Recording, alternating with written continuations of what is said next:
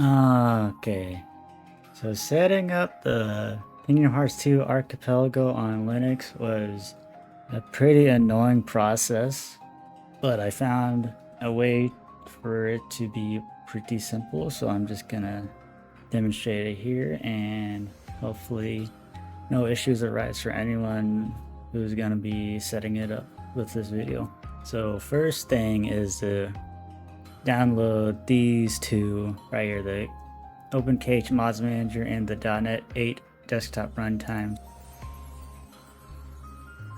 And the last thing to download for now is the Archipelago client itself. So on this page, you scroll all the way down till you see this right here, setup.archipelago.exe, and we're gonna get that as well.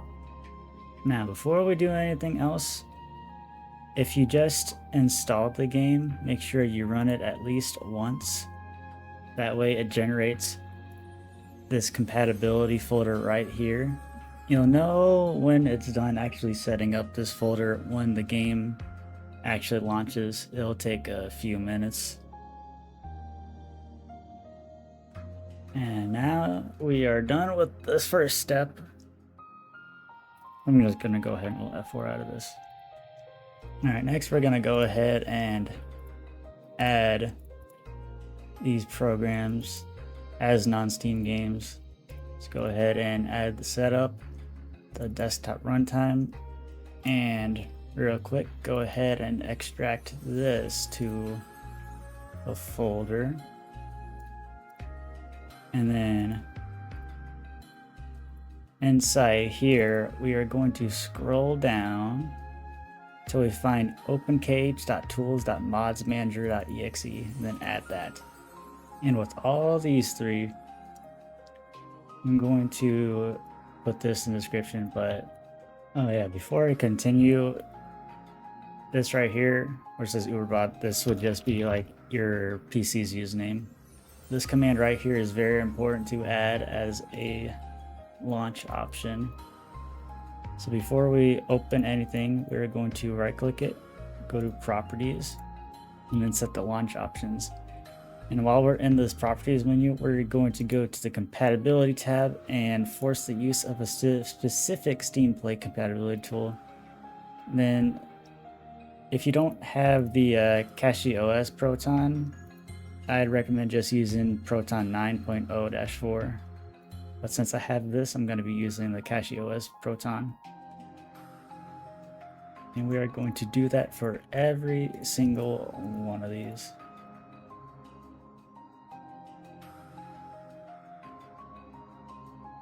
And then with that, we are first going to run the desktop runtime.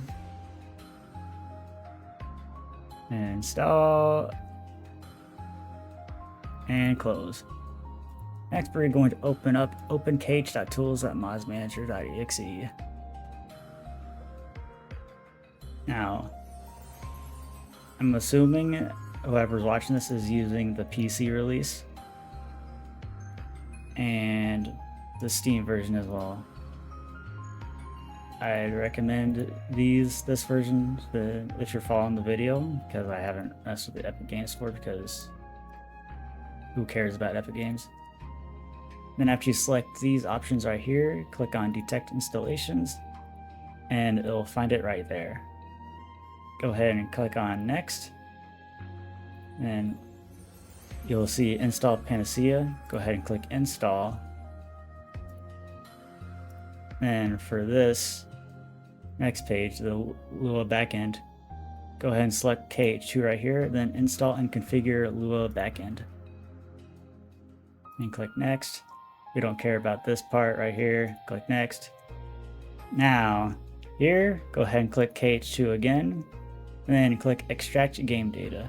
Now this would take maybe 10 to 20 minutes because there's a lot to extract, and also be sure you have enough space, obviously.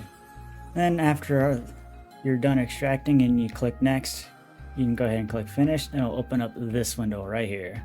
So now from here, we are going to use these repositories right here to install the mods. So you're going to go ahead and click on the mods tab right here, install a new mod, and just put it and paste it right there and install. We're going to do it for every single one of these mods.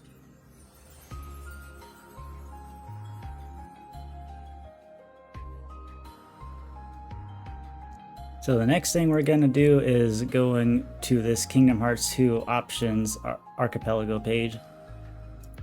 Now, first thing you want to do is obviously type in your player name. It can have spaces if you want it to have spaces. And then you can change some of the randomizer settings here if you want to. I'm just going to leave it as is, and then we're going to go here to click Generate Single Player Game. And after that, we're going to create a new room. And we're gonna want to download this patch file. And if someone were to like host a multi-world, they would want to send you this link right here, and you paste it in your browser, and then you find your player name in the list, and then download the patch file for your page. So here you would go ahead and click download patch file, and then save it. Then in the mods manager, we are going to click on mods, install a new mod, select install mod archive or Lua script. And we're just going to go to the folder that we had the game in, or not the game, but the patch file in. And we're going to select the one we saved and add it. Now we want to make sure the mods are in the correct load order, that way things don't get messed up when you're actually building it.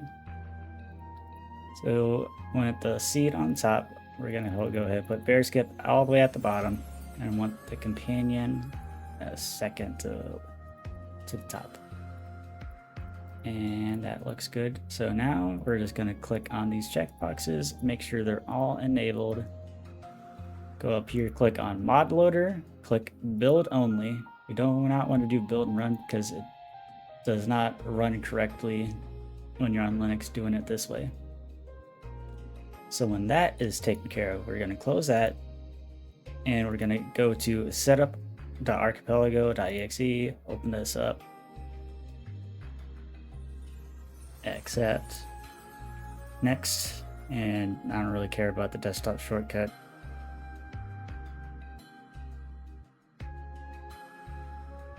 And we're not going to launch the launcher here. So now we're going to do a new text document here and rename it to like KH2.sh, so it's a script. And we're going to go ahead, open up in a text editor, and we're going to paste this script into it. And then in here, we're going to change username to your PC's username. And then save.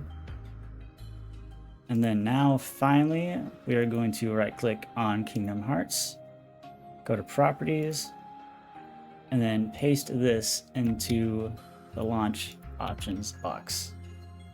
Close that and launch the game.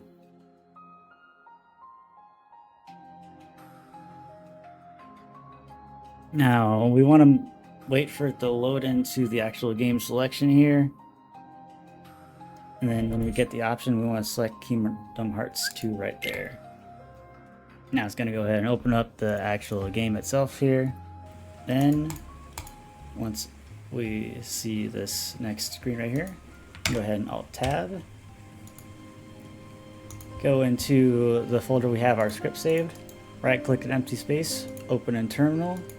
And we're going to type bash kh2.sh, and this will open up all this, and you'll have your actual client here.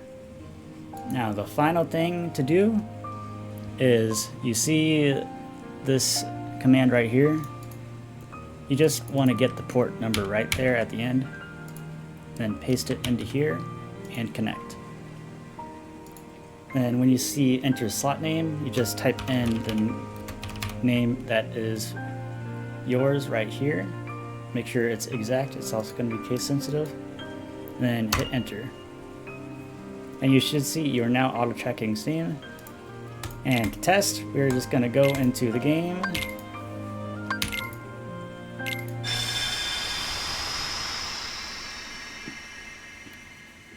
Make sure everything loads in. Get the start taken care of.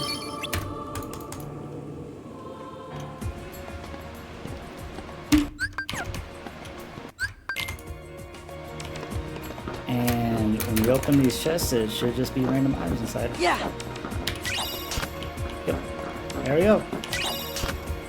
Oh, very nice. Alright. Hopefully that was helpful and it worked for whoever watches without you having to do any sort of troubleshooting, but if you have any issues, just leave a comment, and I'm not very smart, but I can try my best to help out. Anyway, have fun and goodbye.